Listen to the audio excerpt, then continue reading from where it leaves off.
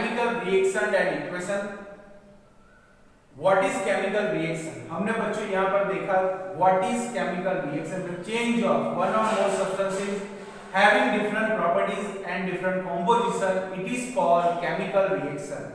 Chemical equation, chemical equation को हम किस तरह से लिखते हैं, यानी कि जो हम लेफ्ट हैंड साइड पर लिखते हैं उसे बोलते हैं हम रिएक्टेंट, राइट हैंड साइड पर जो हम लिखते हैं उसे बोलते हैं प्रोडक्ट, और दोनों के बीच में यानी कि रिएक्टेंट एंड प्रोडक्ट के बीच में जो हाफ एरो का साइन रखते हैं, देन एक से ज्यादा सब्सटेंसेस होते हैं तो उनके बीच में प्लस का साइन रखते हैं, एक से ज्यादा प्रोडक्ट मिलते हैं, एक से ज्यादा प्रोडक्ट मिलते हैं तो उनके बीच में भी प्लस का साइन रखते हैं।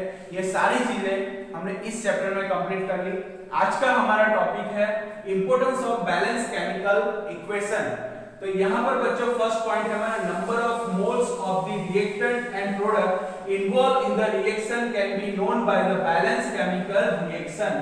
नंबर ऑफ मोल्स यानी कि reactant side and product side both the side number of moles, number of moles, moles किसे बोलते हैं तो number of amount of substance, मतलब कि हमारा जो रिएक्टेंट साइड का सब्सटेंसेस है, प्रोडक्ट साइड का सब्सटेंसेस है, दोनों तरफ सेम रहना चाहिए, उसे ही हम बोलते हैं मोल्स। तो the number of moles of the reactant and product involve in the reaction can be known by the balance chemical equation. तो बैलेंस केमिकल इक्वेशन के अंदर नंबर ऑफ मोल्स, मोल्स किसे बोलते हैं तो सब्सटेंसेस का जो अमाउंट रहता है reactant side and product side दोनों तरफ सेम रहना चाहिए, उसे ही हम बोलते हैं मोल्स। तो यहाँ पर हमारा फर्स्ट टॉपिक है number of moles of the reactant and product involve in the chemical reaction can be known by the balance chemical equation, यानी कि नंबर ऑफ अमाउंट हमारा reactant side and product side दोनों तरफ same रहना चाहिए।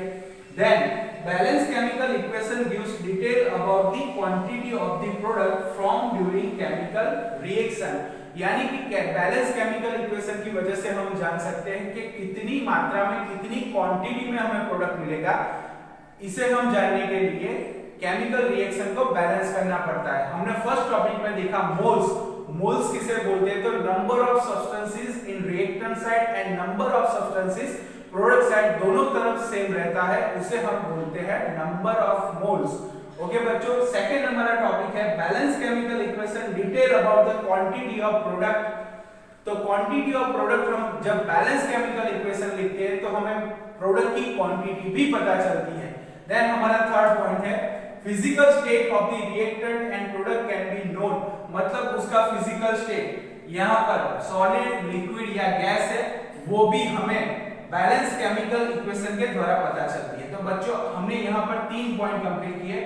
First point जो हमारा था number of moles of the reactant and products involve in the chemical reaction can be known by the balancing chemical equation. तो balance जब हम केमिकल रिएक्शन को बैलेंस करते हैं तब number of substances of reactant side and number of substances of product side दोनों तरफ same रहना चाहिए, उसे ही बोलते हैं हम moles. Then physical state, reactant and product का फिजिकल स्टेट भी हमें बैलेंस केमिकल इक्वेशन के द्वारा पता चलता है, यानी कि वो लिक्विड स्टेट में रहेगा, प्रोडक्ट जो हमारा रहेगा वो लिक्विड में रहेगा, सॉलिड में रहेगा, रिएक्टेंट जो हमारे रहते हैं वो सॉलिड स्टेट में होते हैं, लिक्विड स्टेट में। तो बैलेंस केमिकल इक्वेशन की वजह से वो भी हम जान सकते हैं।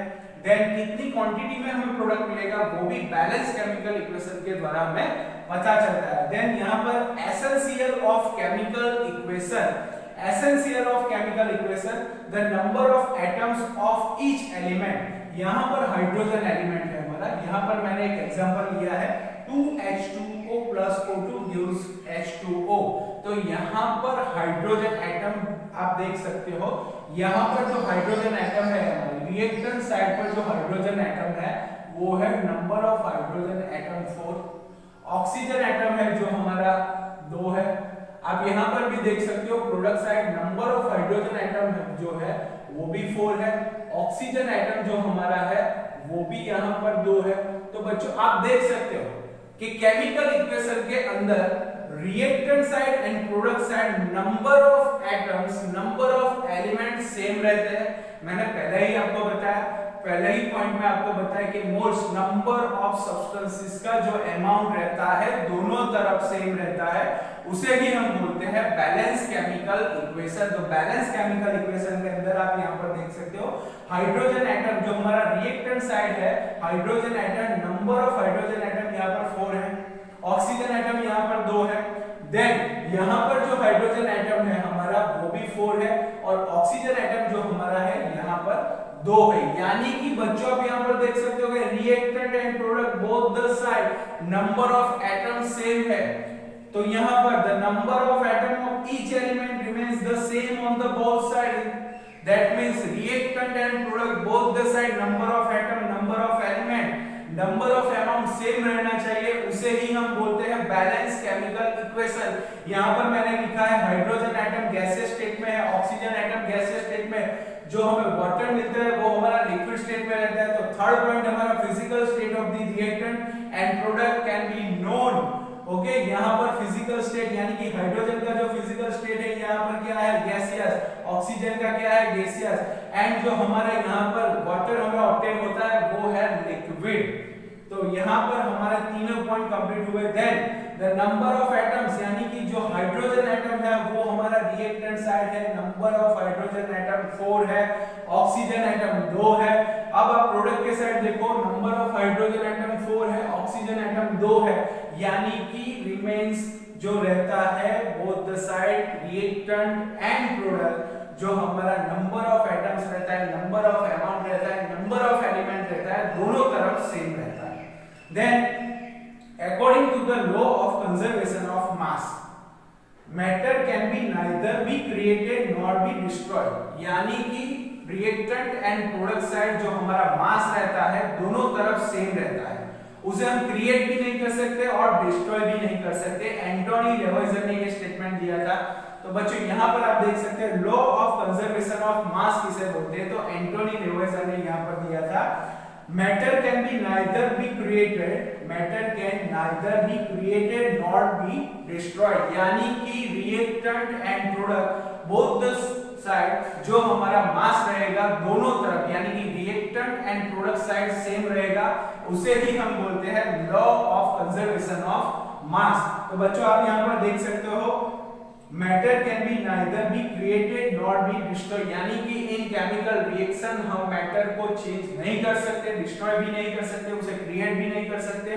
तो दोनों तरफ यानी कि reactant side and product side दोनों तरफ जो मास रहेगा वो सेम रहेगा, उसे ही हम बोलते हैं law of conservation of mass। Then third point, as a result it is essential to keep the number of atom equal in the both side। number of atom आपने मैंने यहाँ पर बच्चों बताया कि हाइड्रोजन एटम है, यहाँ पर नंबर ऑफ हाइड्रोजन एटम 4 है, oxygen atom number of oxygen atom यहाँ पर 2 है, नंबर ऑफ हाइड्रोजन एटम यहाँ पर 4 है, नंबर ऑफ ऑक्सीजन एटम यहाँ पर 2 है। तो both the side number of atom same होने चाहिए, तो ही हमें दोनों तरफ का मास है, जो रिएक्टेंट साइड का मास है, प्रोडक्ट साइड का मास है, दोनों तरफ सेम रहेगा। तो बच्चों यहाँ पर मैंने आपको बताया balancing chemical equation. Balancing chemical equation का इंपॉर्टेंस क्या है, उस क्या एसेंशियल है उसके लिए। तो बच्चों यहाँ पर फर्स्ट पॉइंट हमने देखा number of the reactant and product के मोल्स सेम रहने चाहिए। मोल्स मैंने बताया कि जो सब्सटेंसेस का अमाउंट रहता है उसे ही हम बोलते हैं मोल्स। तो hydrogen atom, oxygen atom and जो हमारा वाटर फॉर्म होता है, यहाँ पर नंबर ऑफ मोल्स यानी कि नंबर ऑफ सब्सटेंस का जो अमाउंट रहता है वो सेम है। Reactant side and product side number of atom, number of element भी सेम रहता है। उसी के द्वारा हमें पता चलता है कि जो हमारा प्रोडक्ट फॉर्म होगा उसकी क्वांटिटी, उसकी मात्रा कितनी होगी, वो भी हमें बैलेंस केमिकल इक्वेशन के द्वारा ही पता चलता है। देन उसका फिजिकल स्टेट यानी कि वो हमारा जो रिएक्टेंट है यहाँ पर हाइड्रोजन वो गैसियस स्टेट में है, ऑक्सीजन गैसियस स्टेट में, वाटर जो हमें ऑब्टेन होता है वो यहाँ पर लिक्विड स्टेट में है। तो जब हम केमिकल इक्वेशन को बैलेंस करते हैं तभी हमें ये सारी चीज पता चलती है। Then essential of chemical equation, the number of atom of each element remains the same on the both side, मतलब कि हाइड्रोजन एटम ऑक्सीजन एटम जो रिएक्टेंट साइड है वही हमें प्रोडक्ट साइड मिलने चाहिए। तो बच्चों आप यहाँ पर देख सकते हो according to the law of conservation of mass, यानी कि रिएक्टेंट साइड का मास एंड प्रोडक्ट साइड का मास दोनों तरफ के मास सेम रहते हैं, उसीलिए हम उसे बोलते हैं law of conservation of mass. यहाँ पर according to the law of conservation of mass matter can neither be created nor be destroyed in a chemical reaction. As a result, it is essential to keep the number of atoms, यानी कि यहाँ पर hydrogen atom हमारा reactant side का hydrogen atom, reactant side का oxygen atom, product side का hydrogen atom और product side का ऑक्सीजन एटम दोनों तरफ के सेम रहने चाहिए। तो बच्चों आज का हमारा टॉपिक जो यहाँ पर है बैलेंसिंग केमिकल इक्वेशन का इंपॉर्टेंस एंड उसके लिए क्या जरूरी चीजें हैं, एसेंशियल क्या है, यहाँ पर हमने देखा। तो यहाँ पर हमने देखा मोल्स, मोल्स हम किसे बोलते हैं, तो जो सब्सटेंस का अमाउंट रहता है उसे हम बोलते हैं मोल्स। केमिकल रिएक्शन से हमें पता चलता है कि प्रोडक्ट हमारा कितनी क्वांटिटी में फॉर्म होगा, देन हमें उसका फिजिकल स्टेट भी पता चलता है, देन हमने देखा कि नंबर ऑफ एटम्स दोनों तरफ यानी कि reactant side and product side दोनों तरफ सेम रहने चाहिए। तो हमारा जो मास रहता है रिएक्टेंट साइड का मास एंड प्रोडक्ट साइड का मास दोनों तरफ का मास भी सेम रहता है, उसे ही हम बोलते हैं कंजर्वेशन ऑफ मास। एंटोनी लेवाइजर ने ये स्टेटमेंट दिया था मैटर, यहाँ पर लिखा है matter can be neither created nor be destroyed in a chemical reaction, यानी कि मैटर को हम क्रिएट भी नहीं कर सकते हैं, डिस्ट्रॉय भी नहीं कर सकते, क्योंकि दोनों तरफ का मास रिएक्टेंट साइड का मास एंड प्रोडक्ट साइड का मास दोनों तरफ का मास यहाँ पर सेम रहता है। तो बच्चों आप ये सारी चीजें अपनी नोटबुक में कंप्लीट कर लीजिए, मुझे मेरे व्हाट्सएप नंबर पर आप भेज दीजिए, आपका होमवर्क मुझे रेगुलर मिलना चाहिए। ओके बच्चों, बाय।